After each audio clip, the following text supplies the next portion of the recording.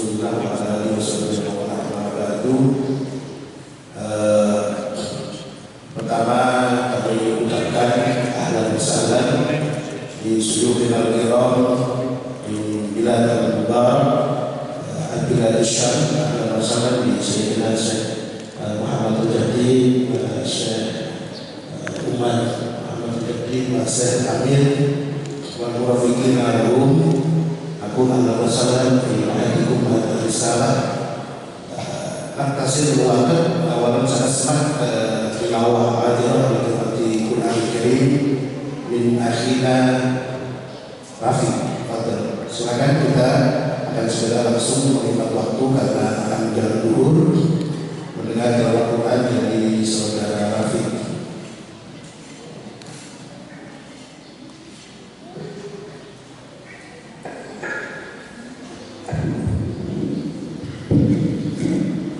Assalamualaikum warahmatullahi wabarakatuh.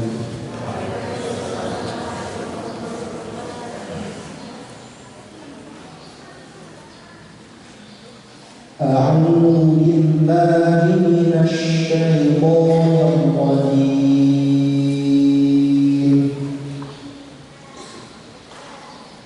Bismillahirrahmanirrahim.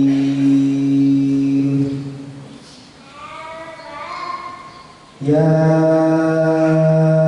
ayyuhalladzina amanu idza qila lakum tafassahu fil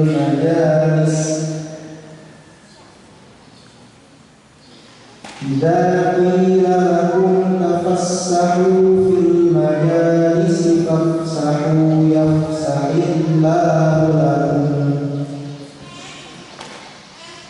وَإِذَا قِيلَ انشُزُوا فَانشُزُوا يَرْفَعِ اللَّهُ الَّذِينَ آمَنُوا مِنكُمْ وَالَّذِينَ أُوتُوا الْعِلْمَ دَرَجَاتٍ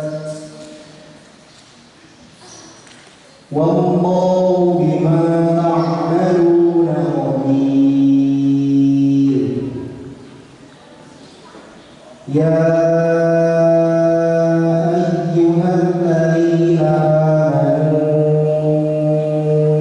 إذا ناجيتم الرسول فقدموا بين يدي نجواكم صدقة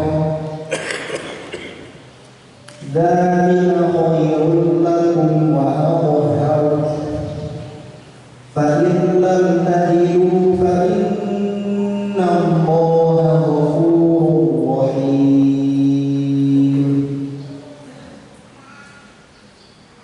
Sadaqallahul Azim.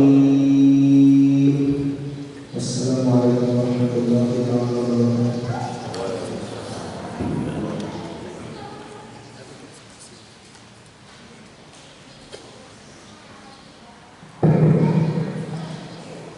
Selanjutnya langsung kita mendengar tausiah dari beliau. Tidak perlu kami perkenalkan, karena sudah kenal semua. Ada doa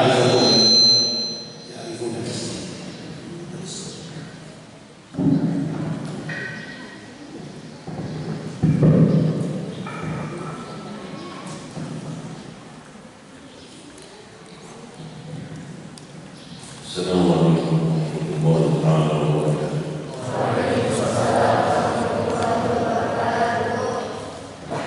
Bismillahirrahmanirrahim. Alhamdulillahirabbil alamin. Hamdan katsiran tayyiban mubarakan fihi. Mil'us samawati wal ardi wa min ma bainahuma wa min ma syaa rabbuna min syai'in ba'd.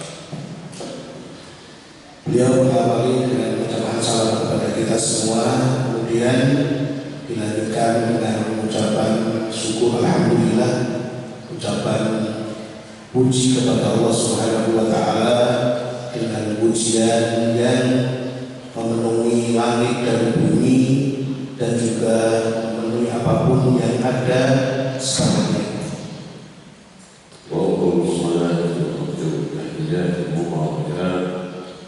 على حبيب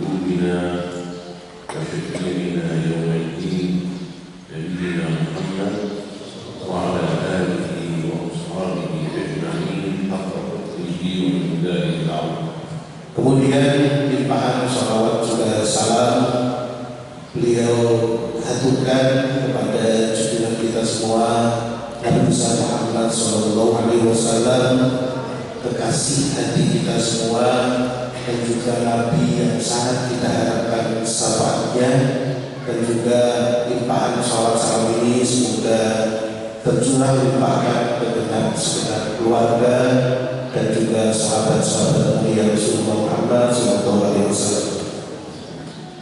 في الحديث العالم الفاضل الشيخ الدكتور رفيق الأعلى حياكم الله وجزاكم الله خيرا على هذا اللقاء الطيب.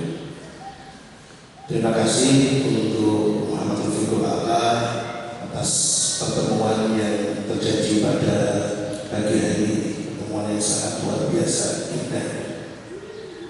وشرف كبير لي لقاء هذه النجوم الطيبة في هذا اليوم الأبد المبارك في هذا المعهد المبارك. Dan merupakan satu kemuliaan bagi kami, kehormatan bagi kami bisa berjumpa dengan wajah-wajah yang luar biasa, yang tersebut yang penuh dengan sinar kebahagiaan di hari yang mulia, Sayyidul Ayyam, yaitu hari Jumat, dan juga di tempat mulia ini. وأنت تعلم يا فضيلة الشيخ أننا في مثل هذه الساعة في مدينة دمشق نكون أيضا في مسجد أبي النور على مجلس سماحة الشيخ أحمد الدكتور وسيدنا فضل الشيخ رضي الله عنه. Dan kata beliau, kamu Rafiq, kamu tahu di seperti waktu ini yang sama seperti ini, di hari Jumat ini, menjelang zuhur seperti ini, ketika kami di Damaskus Suriah juga ada majelis pengajian yang diampu oleh Syekh Ahmad Kaftaru, dan juga kemudian dilanjutkan oleh ayahanda beliau kita semua, Murabbi Ruhina Syekh Mujaddid rahimahullah. أيها الإخوة والأحبة، أيتها الأخوات الكريمات، يوم الجمعة هو يوم الله تعالى. Para anak-anak atau para yang sangat saya cintai semuanya, baik ikhwan maupun akhwat, hari Jumat adalah merupakan harinya Allah Subhanahu wa Ta'ala. هكذا علمنا أشياء الكرام رضي الله عنهم. Begitulah yang diajarkan kepada kami para guru-guru mulia kami, semoga Allah menghormati mereka semua. أن يكون يوم الجمعة يوما خالصا لوجه الله تعالى. Di mana sudah seharusnya kita ini menjadikan hari Jumat benar-benar menjadi hari yang kita fokuskan, kita ikhlaskan untuk ibadah kepada Allah Subhanahu wa Ta'ala. وصيته في طاعة الله عز وجل وخدمة دين الله ودلالة الحق على الله. Bagian lebih khusus lagi yaitu kita gunakan hari Jumat itu untuk bagaimana kita berkhidmat kepada agama Allah Subhanahu wa Ta'ala, dan juga menunjukkan orang kepada Allah Subhanahu wa Ta'ala. وهو ينبغي أن يبدأ عند عامة المسلمين بصلاة الفجر. Ini sudah seharusnya dimulai untuk khususnya untuk masyarakat umum.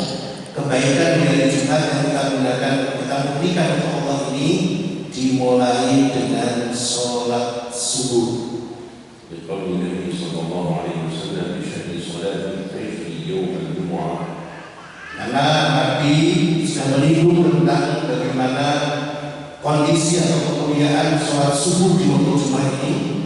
ما أحسب أحدا شهيدا إلا مغفور له. Beliau mengatakan bahwasanya saya tidak menghitung atau menganggap orang yang hari Jumat itu sholat subuh kecuali pasti orang itu aku berikan ampunan kepadanya. فمن أراد منكم مغفرة مؤكدة فليلزم صلاة فجر الجمعة ini, maka barang siapa yang menginginkan maghfirah dari Allah Subhanahu wa taala, yang maghfirah ini benar-benar sudah dijanji, artinya maghfirah yang dijamin, maka sudah seharusnya melakukan sholat subuh dan di hari Jumat dan dilakukan dengan berjamaah. وأنا الآن لا أزال أتكلم عن عامة المسلمين وما ينبغي أن يفعلوه غير يوم الجمعة. Sekarang saya tidak akan bicara tentang apa yang seharusnya dilakukan oleh masyarakat umum secara umum, yaitu tentang masalah sholat subuh yang seharusnya dilakukan dengan berjamaah. أما خاصة المسلمين هم المؤمنون طلاب العلم الشرعي والملتزمون المرتبطون مع أهل العلم والحكم والولاية. Akan tetapi kita akan bicara tentang orang-orang spesial, orang-orang khusus, yaitu orang-orang khusus ini yang saya maksud adalah orang-orang yang benar-benar beriman kepada Allah Subhanahu wa taala, para pelajar-pelajar syariat, mengkaji ilmunya Allah, dan orang-orang yang senantiasa menapaki apa yang telah diperintahkan oleh Allah Subhanahu wa taala, menjalankan perintah Allah dan menjalankan Allah. فهؤلاء يجب أن يختلفوا عن عامة المسلمين. Untuk kelompok orang-orang khusus ini sudah menjadi sebuah keharusan mempunyai sisi yang berbeda, amal yang berbeda dari apa yang dilakukan oleh orang-orang muslim secara umum tadi. ينبغي ويتوجب عليهم الاستيقاظ قبل أذان الفجر بساعة، هذا الحد الأدنى. Ini sudah seharusnya sudah menjadi sebuah kewajiban bagi orang-orang khusus ini untuk harus bangun minimal 1 jam sebelum azan subuh dikumandangkan. ماذا يفعلون في هذه الساعة؟ Lalu kemudian apa yang dilakukan oleh orang-orang ini di waktu-waktu itu? القرآن بين لنا وعلمنا، وسيدنا رسول الله صلى الله عليه وسلم أيضا بين لنا وعلمنا ما نفعل في ساعة أو ساعتين قبل أذان الفجر. Jawabannya adalah Al-Quran sudah menjelaskan tentang hal itu, dan juga baginda Nabi Muhammad SAW juga menjelaskan tentang hal itu, apa yang seharusnya dilakukan oleh seorang mukmin yang khusus ini ketika dia bangun 1 jam atau 2 jam sebelum azan subuh dikumandangkan. Allah Subhanahu wa ta'ala تتنافى ذنوبهم عن المضاجع عن الفراش، تتجافى ذنوبهم عن المضاجع يدعون ربهم خوفا وطمعا. Mereka adalah orang-orang yang seharusnya ketika di waktu-waktu itu meninggalkan tempat tidur mereka, artinya bangun dari tidurnya untuk kemudian mendekat kepada Allah Subhanahu wa taala dengan penuh kekhusyuan dan juga rasa takut dan harapan atas rahmat dan ampunan Allah Subhanahu wa taala. وهذه الآية هي من سورة السجدة التي كان رسول الله صلى الله عليه وسلم يقرأها في الركعة الأولى من صلاة فجر يوم الجمعة. Ayat ini adalah bagian dari apa yang ada dalam surat As-Sajdah, yang mana surat ini adalah merupakan surat yang senantiasa dibaca oleh Rasulullah Muhammad SAW ketika beliau mengimami sholat subuh di hari Jumat di rakaat pertama. فهذه أول واحدة صلاة التهجد في ما قبل الفجر بساعة أو ساعتين. Nah, ini poin yang pertama, orang-orang istimewa ini, kita semua ini yang diharapkan. Yang pertama yang kita lakukan ketika kita ketemu dengan waktu Jumat adalah melakukan sholat tahajud 1 jam sebelum subuh dikumandangkan. Ya.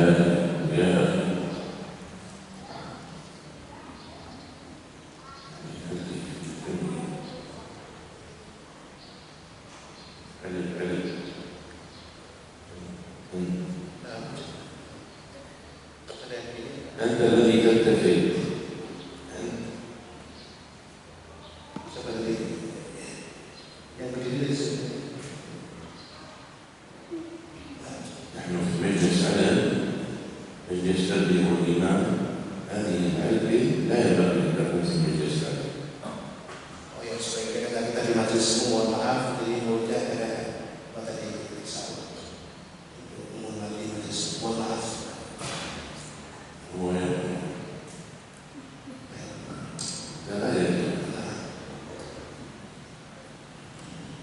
بسبب الله يرضى منتبه.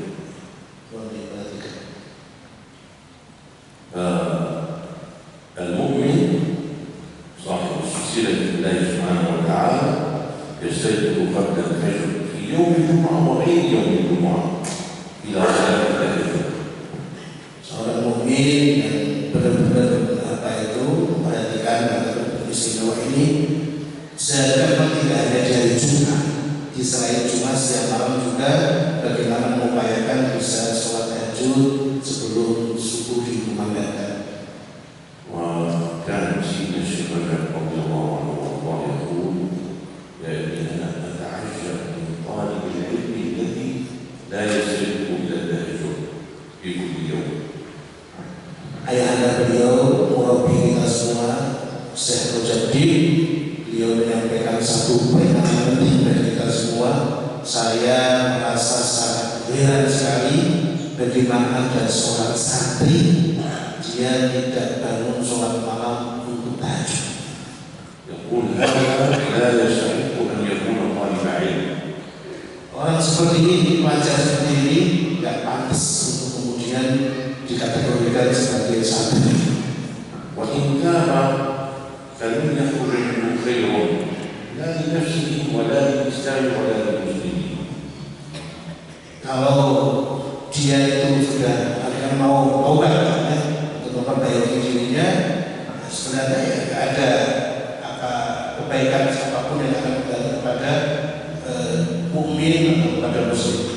لأن صلاة التهجد هي الصلة المباشرة بينك وبين الله تعالى في ساعة نام فيها الخلق عن الله عز وجل. Karena fungsinya kembali pada diri sendiri, di mana ketika kemudian kita tahajud itu adalah merupakan penghubung yang menghubungkan antara kita orang yang melakukan tahajud terhubung dengan Allah Subhanahu wa taala di waktu atau di saat di mana yang lain dalam kondisi terlatih.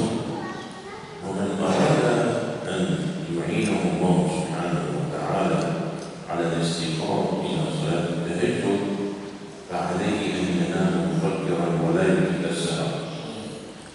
Kemudian ini triknya, kalau manusia apapun dari kita ini bisa bangun melakukan sholat tahajud di waktu malam-malam kita, salah satu cara yang harus kita lakukan adalah bagaimana kita menyegerakan tidur di waktu malam untuk menghindari begadang ya.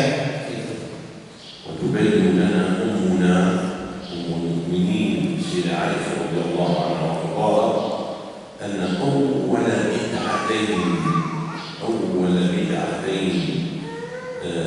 وقع فيهما المسلمون بعد وفاة النبي صلى الله عليه وسلم السهر بعد العشاء والسهر بعد العشاء ونخل الطحين ورفع مخالفته منه. نعم، يأخذون الزير الأبيض والمشرب يقطعونها الجنة، وهذا لا يفعل كل مسلم. Ibu kita bersama yaitu Ummatul Mukminin Sayyidah Aisyah radhiyallahu taala anha, beliau menyampaikan atau menyinggung tentang hal ini, di mana beliau menyampaikan bahwa ada dua bid'ah yang terjadi setelah Rasulullah Muhammad SAW yang bisa berpengaruh pada hal ini. Pertama adalah mereka setelah sholat isya mereka menggunakan waktunya untuk begadang malam. Dan yang kedua adalah mereka malam hari itu baru merapi-rapikan bekas-bekas adonan-adonan roti.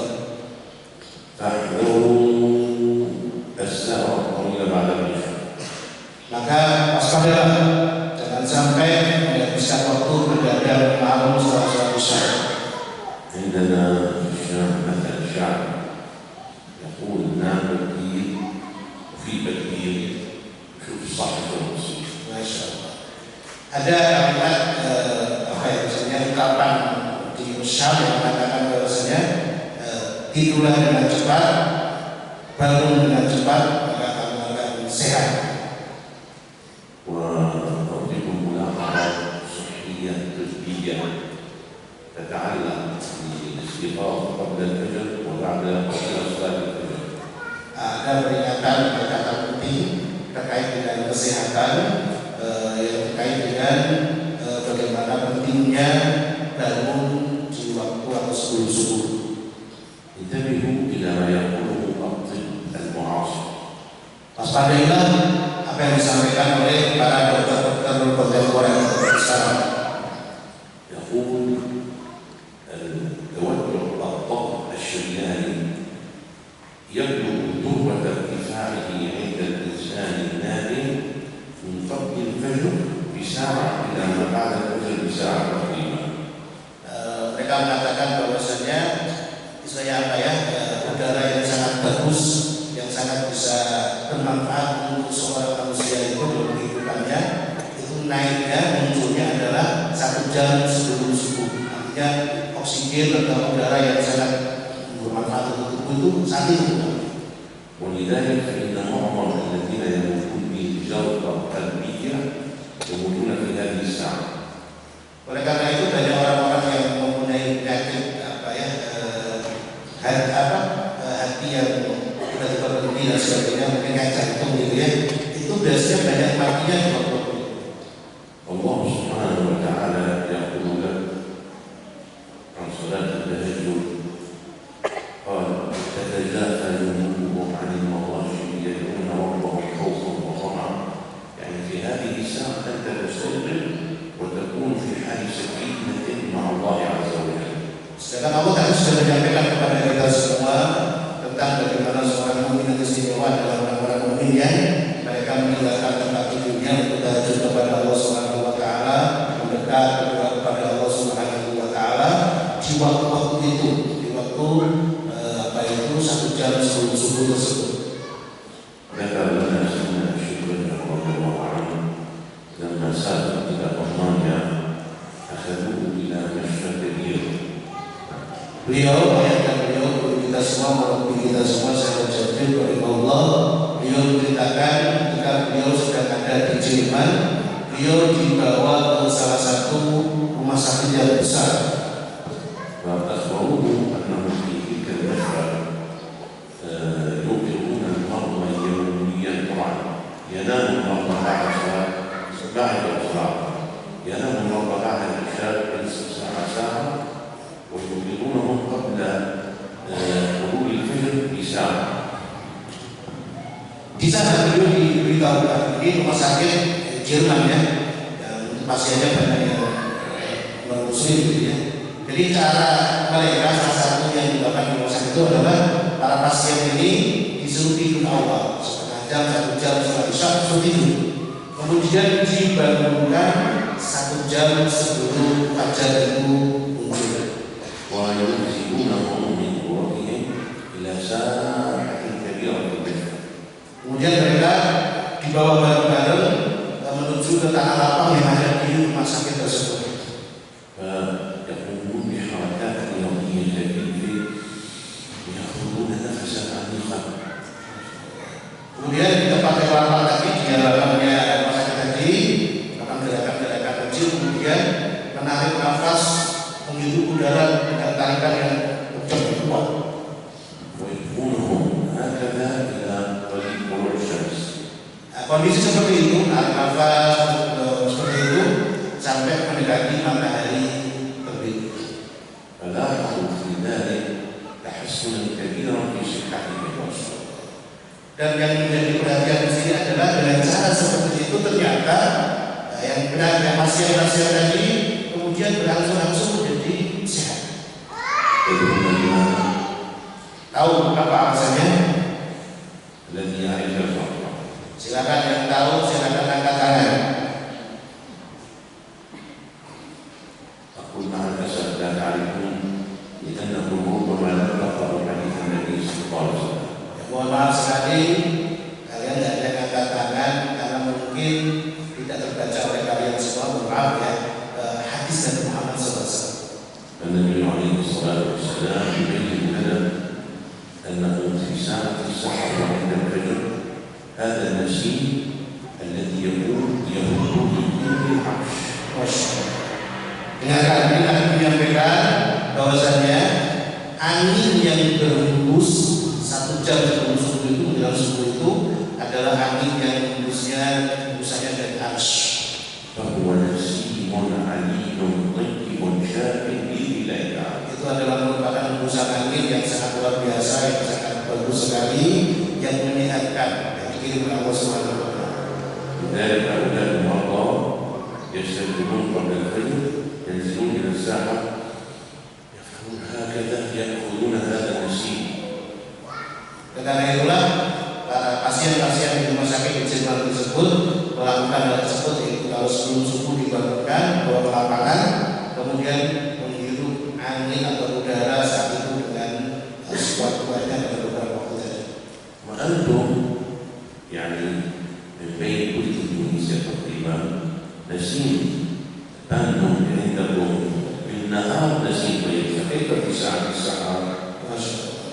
Secara umum di kita di Indonesia, apalagi di pandemi ini, kalau di siang udaranya bagus, siang aja bagus.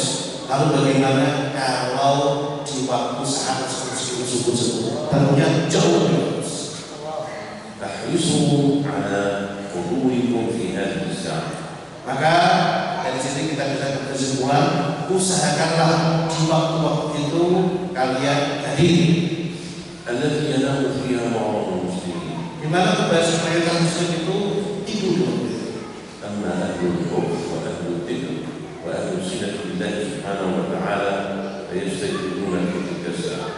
Sedangkan orang-orang yang ahli cinta kepada Allah, ahli dzikir kepada Allah, ahli terhubung kepada Allah Subhanahu wa taala, bisa dipastikan mereka dalam waktu. فهذا الأمر الأول الذي يفعله أهل الحب والصدق والإخلاص مع الله تعالى قبل الفجر بساعة أو ساعة. Ini adalah poin pertama yang saya dijaga dilakukan oleh orang-orang ahli cinta Allah, ahli terhubung kepada Allah, ahli dzikir kepada Allah Subhanahu wa taala, yaitu bangun 1 jam sebelum subuh. والأمر الثاني أنتم تعرفونه تماما. Poin yang kedua, saya yakin kalian semua mengetahui. قرأتم آياته في القرآن الكريم كثيرا. Karena kamu banyak menemukan membaca ayat ini dalam Al-Quran berkali-kali. ولكن ربما لم تفعلوا بها إلا قليلا جدا. Akan tetapi mohon maaf, yang baca banyak dan berkali-kali, tapi yang melakukannya sangat sedikit sekali. اسمعوا ما قال الله تعالى. Dengarkan firman Allah Subhanahu wa taala. قال يصف عباده المؤمنين أهل الحب والذكر والصلة. Ketika Allah mensifati tentang seorang mukmin yang ahli dzikir, ahli hukum, ahli silat kepada Allah, ومن أسحارهم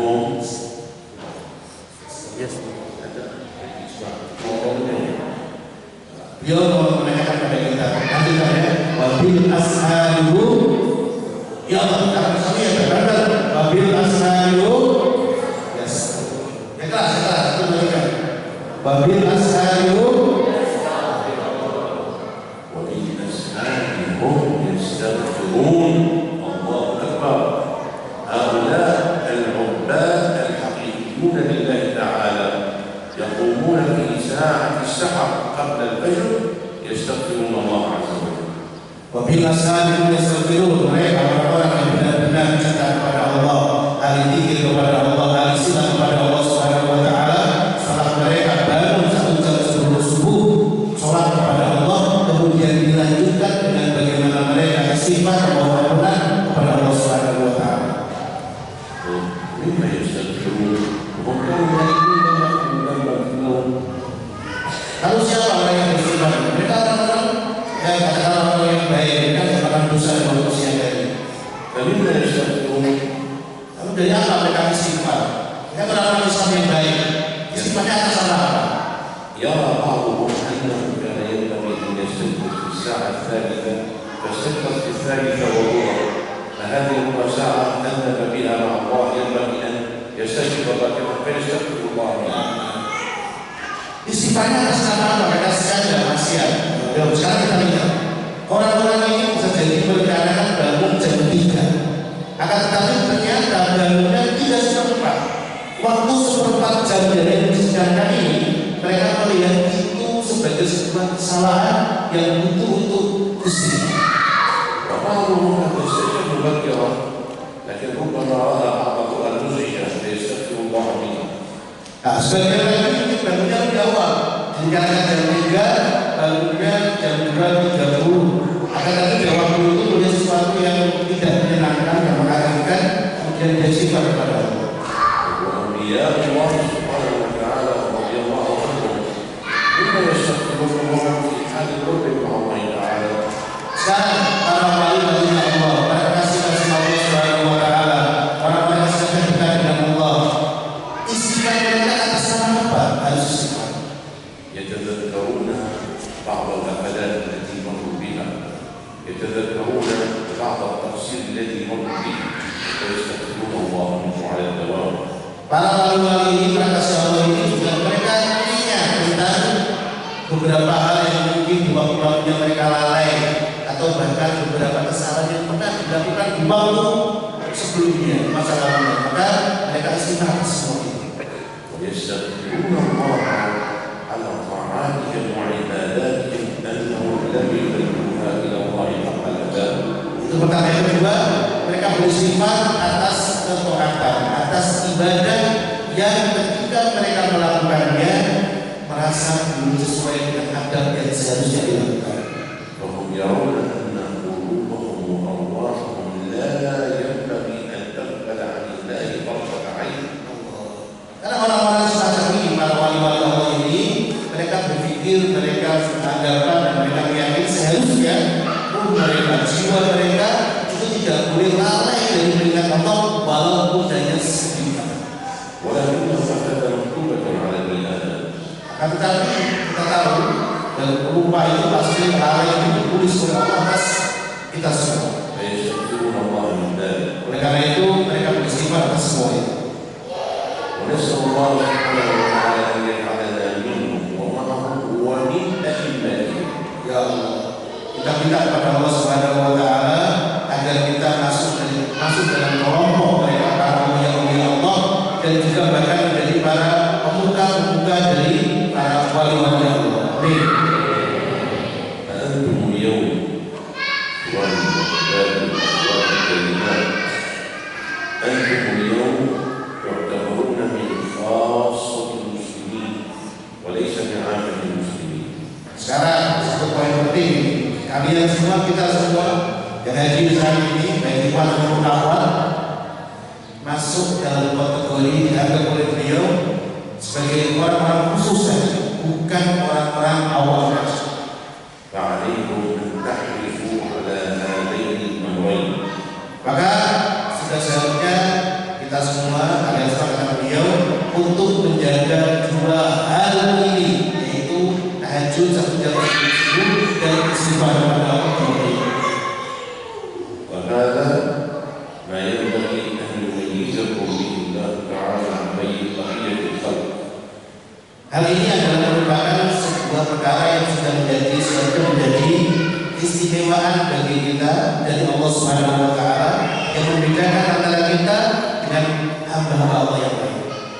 يقول أهل التصوف رضي الله عنهم وارضاهم Ulama-ulama sufi berkata, قالوا من ذاق عرف orang yang mencicipi akan tahu, ومن عرف اختار orang yang sudah mengetahui pasti akan mengambil, ومن اختلف اتصف orang yang mengambil pasti dia akan merasa bahagia dengan itu.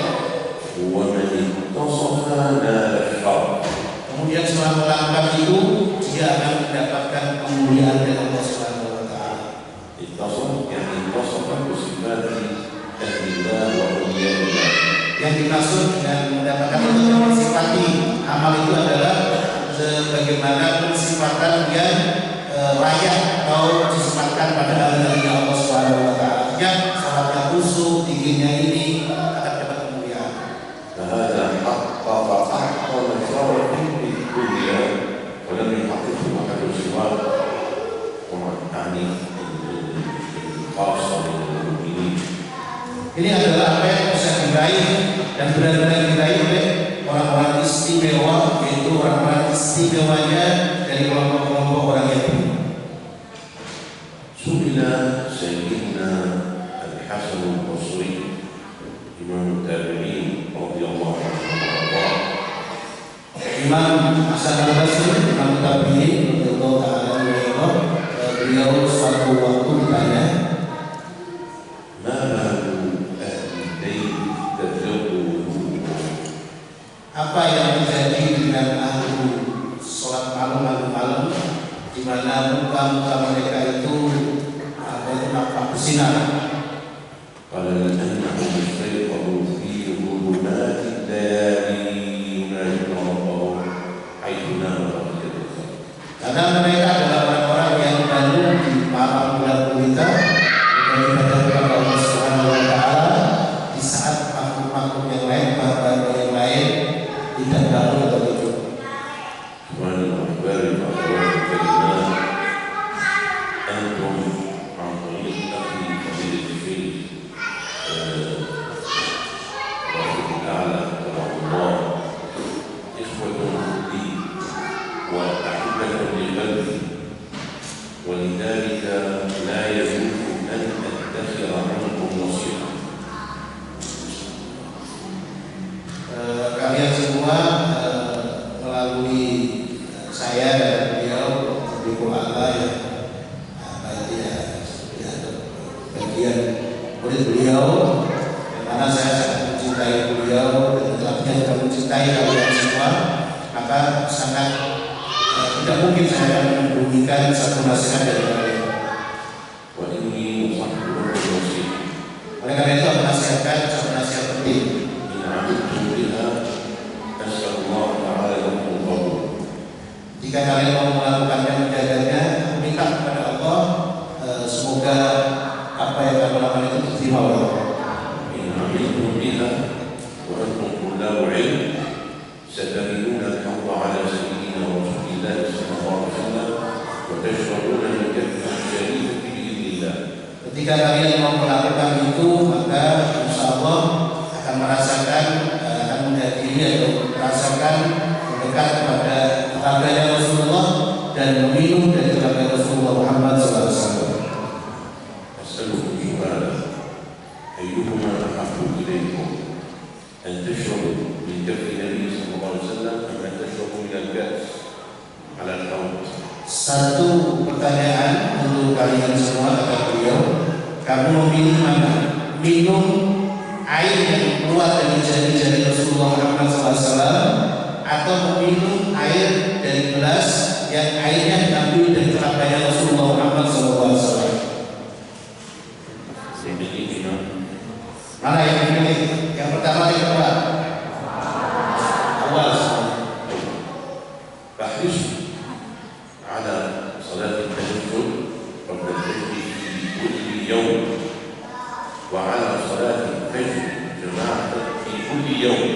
Maka kalau itu, maka pertama, senantiasa jaga tahajud 1 jam sebelum subuh setiap malam dan sholat jamaah subuh setiap hari. ولا تنسوا أن صلاة الجماعة في كل أسبوع ليس يوم الجمعة فقط، هي أمر إلهي واجب علينا جميعا. Dan jangan lupa, sholat jamaah 5 waktu setiap hari, bukan hanya Jumat saja, itu adalah merupakan perintah dari Allah Subhanahu wa Ta'ala, merupakan kewajiban dari Allah kepada kita semua. والمساجد لم تبنى من أجل اليهود والنصارى وإنما من أجلنا نحن المسلمين.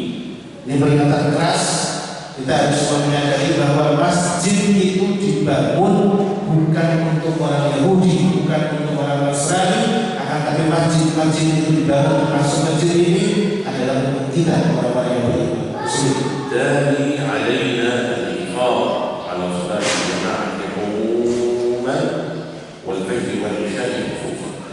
Oleh karena itu saudara-saudara, kita senantiasa menjaga, senantiasa sholat jamaah di masjid secara umum dan lebih khusus lagi sholat subuh dan di waktu-waktu Jumat. لقد بين لنا النبي صلى الله عليه وسلم من الذي يتخلف عن الفجر والعشاء. Nabi telah mendatangkan kepada kita semua tentang orang-orang yang يتخلف orang-orang yang meninggalkan sholat isya. قال النبي صلى الله عليه وسلم الحديث في الصحاح والسنن Nabi menyampaikan dalam hadis beliau أثقل الصلاة على المنافقين صلاة الفجر والعتمة يعني العشاء.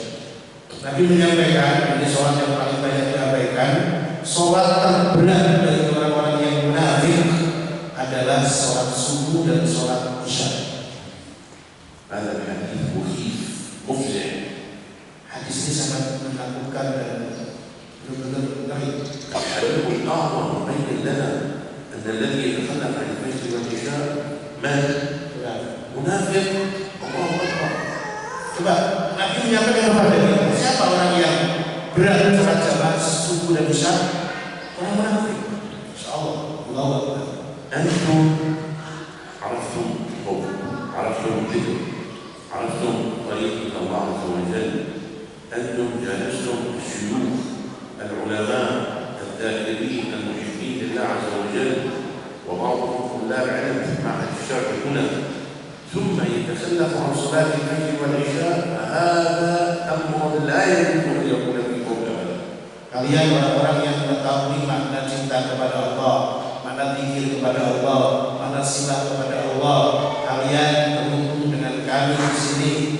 Akan tetapi kemudian dalam prakteknya senantiasa tidak melakukan ketertinggalan sholat isya dan subuh berjamaah, ini sudah sangat tidak pantas sekali. تحبون أن نتحرر فلسطين من رجس ونجاسة اليهود؟ Kalian ingin Palestina itu kemudian bisa dibebaskan dari perilaku kotoran Yahudi?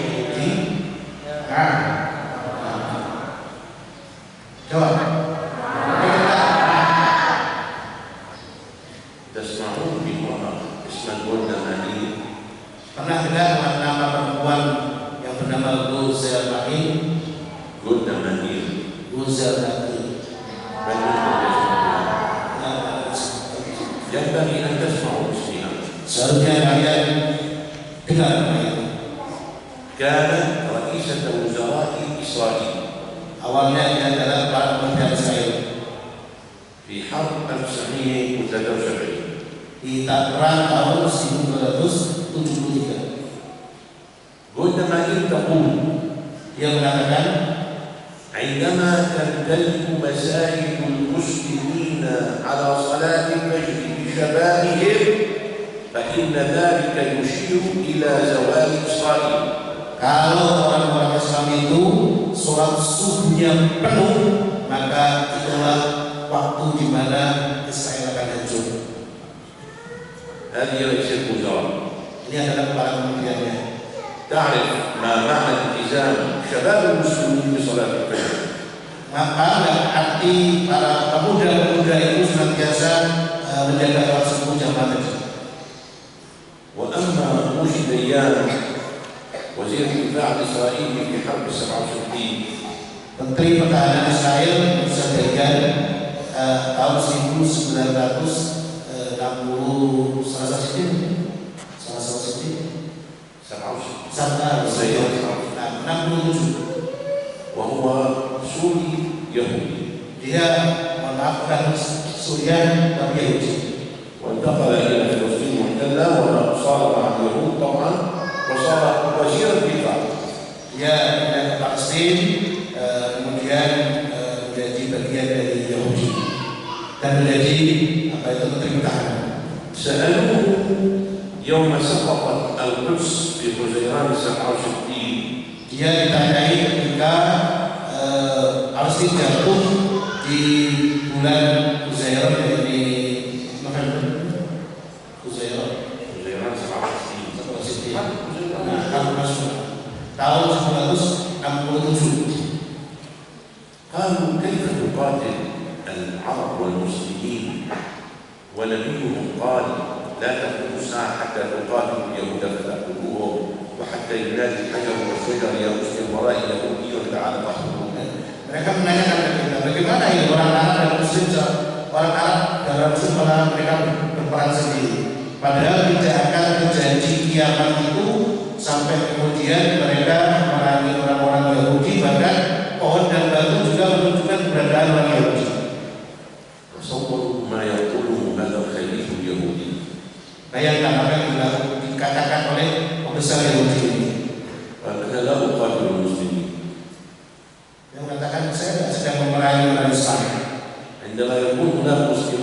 لن نستطيع أن نقاتلهم. Kalau benar-benar saat itu yang perang bersama kami itu Islam, Muslim beneran, kami akan sanggup melawan mereka. نحن نقاتل مسلمين أموات تركوا دينهم. Yang berperang dengan kami saat itu adalah orang-orang Muslim yang sudah seperti mayat mati karena mereka meninggalkan ajaran agamanya. هذان موقفان من مواقف اليهود. Ini adalah dua sikap atau posisi yang terjadi dengan Yahudi. تصور بل هو الإمام أن اليهود يعلمون أنهم سيزولون يوما عن وجه الأرض ولكن على أيدي المسلمين الحقيقيين. Kita harus tahu bahwasanya Yahudi itu ngerti bahwa mereka itu akan hancur. Akan tapi yang menjadi pertanyaan kemudian, tahukah kita di tangan siapa mereka itu akan hancur? Musuhnya bagaimana yang bisa menghancurkan mereka? هم لماذا قاتلوا أهل غزة هذا القتال الشنيع العنيف؟ Tahu nggak kenapa mereka itu memerangi Gaza dengan pertempuran yang sangat dahsyat seperti ini? لأن مساجدهم كانت تمتلئ بالمصلين الشباب على صلاة الفجر. Karena ternyata di Palestina itu kalau subuh itu pemuda-pemudanya memenuhi masjid. وكانوا في معظمهم يحفظون كتاب الله ذكورا وإناثا. Dan yang luar biasa lagi, pemuda-pemuda pemudi yang memenuhi masjid di Palestina ketika sholat subuh ini, mayoritas dari mereka baik laki-laki maupun perempuan adalah para orang-orang yang hafal Quran. ولذلك إسرائيل حطمت وهدمت معظم مساجد غزة. Oleh karena itu, karena tahu itu dari bahaya Israel, maka mereka menghancurkan, meruntuhkan masjid-masjid yang ada di Palestina. حتى الأثرية منها. Masya Allah, sehingga tinggal boleh bahkan bekas-bekasnya pun dihancurkan. إخواني الأحباب أخواتي الكريمات أرجو الله تبارك وتعالى لي ولكم أن يجعلنا ممن يستمعون القول فيتبعون أحسنه. Kami sangat berharap kita masuk orang-orang yang ketika mendengar nasihat-nasihat baik, agar kita mendengarkan dan melakukannya.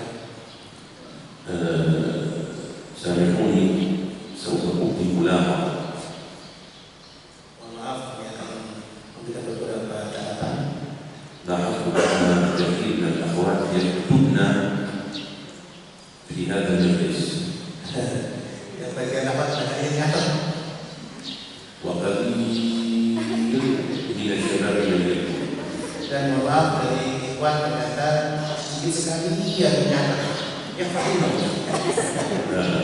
Dia nggak percaya. Tidak sedikit kayak tulis. لا علم النفس يقول الإنسان يحفظ عشر ما يسمع. Nah, ini ilmu psikologis ini mengatakan bahwasanya orang itu bisa menghafal itu hanya sekitar 1/10 yang akan dia dengar. ولكن عندما تكتب يتضاعف الحقوق. Nah, kalau ditulis ini bertambah ya, akan mampu ditekan dalam otaknya dia. فضلا عن أنك تثبت المعلومة على الواقع إذا شئت أن ترجع إليها. Nah, apalagi kalau ditulis ini kemudian ketika kita suatu waktu yang lupa, kita bisa kembali mengecek kata-kata kita. والكلمة المختصرة طالب العلم من يكتب ومن لم يكتب فهو مستمع. Dan ada kalimat pendek penting sekali yaitu apa? Pelajar itu nulis, yang tidak nulis itu hanya mendengar, mustami'. Jadi gini, kalau di sekolah itu yang jadi pelajar, ada pelajar dan mustami'. Yang pelajar yang diberi izin tinggal, yang mustami' itu enggak. Jadi anggap ada ujian bagi mereka. اللهم علمنا ما ينفعنا وانفعنا بما علمتنا وإياك وعلمنا ربنا برحمتك يا أرحم الراحمين. صلى الله على سيدنا محمد وعلى آله وصحبه الحمد لله رب العالمين.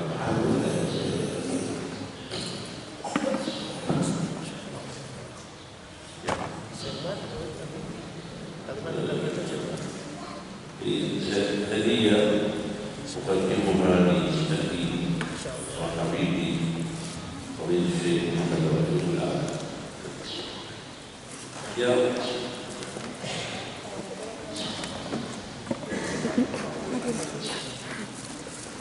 هذا الجزء السابع من تفسير الرحيم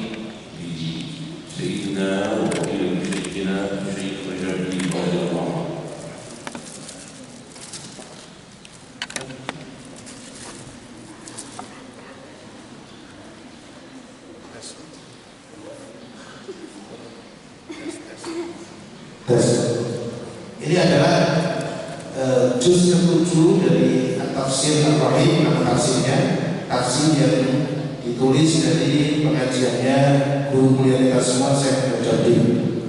وهو تفسير كبير بفضل الله تعالى بيعمل حتى الآن 9 أجزاء. Ini tafsir yang sangat luas sekali, besar sekali sesuai namanya ya. Dan sekarang sudah dicetak sampai juz ke-9. طبعا جزء المقدمة مجلد واحد، لكن بعد ذلك جزء من القرآن بمجلدين كما ترون. 9 juz ini yang mukadimah 1 juz, yang kemudian juz pertama sampai juz yang ke-9, setiap juznya adalah terdiri dari 2. ونريد تخليل فضيلة الشيخ الرفيق الأعلى حفظه الله بقراءته وتقريئكم إياه. Saya berharap mempersiapkan kepada saya, maksudnya kepada beliau, untuk membaca dan menyampaikan kepada sahabat-sahabat sekalian. فهو تفسير ضحيك يعني واسع جدا. Makna tafsir Rahim adalah tafsir yang sangat luas. الذي يقرأ فيه سيجد فيه كثيرا من العلوم. Dan siapa yang membaca tafsir ini pasti akan menemukan banyak sekali ilmu di dalamnya. فكما أن القرآن الكريم فيه من علم الطب وعلم الفلك وعلم الجيولوجيا وكذا وكذا وعلوم القرآن كثيرة جدا فستجدها هنا بإذن الله تعالى.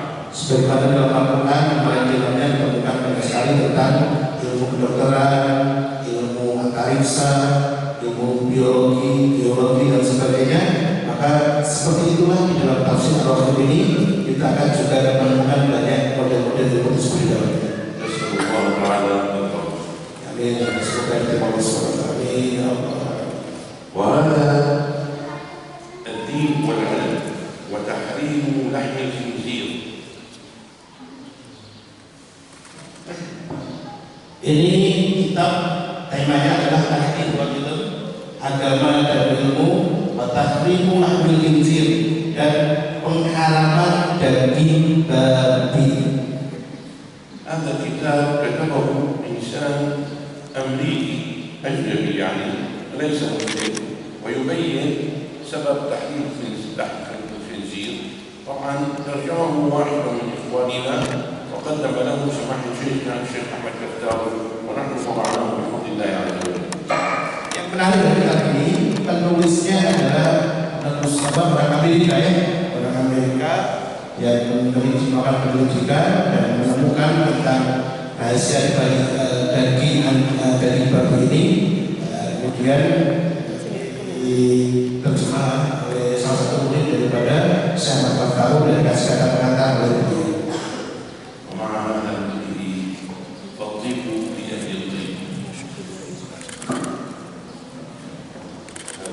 Masya Allah, dan tambahan lagi dari beliau, dia ada minyak wangi disediakan kepada orang yang ahli lebih baik. Amin. Assalamualaikum warahmatullahi wabarakatuh.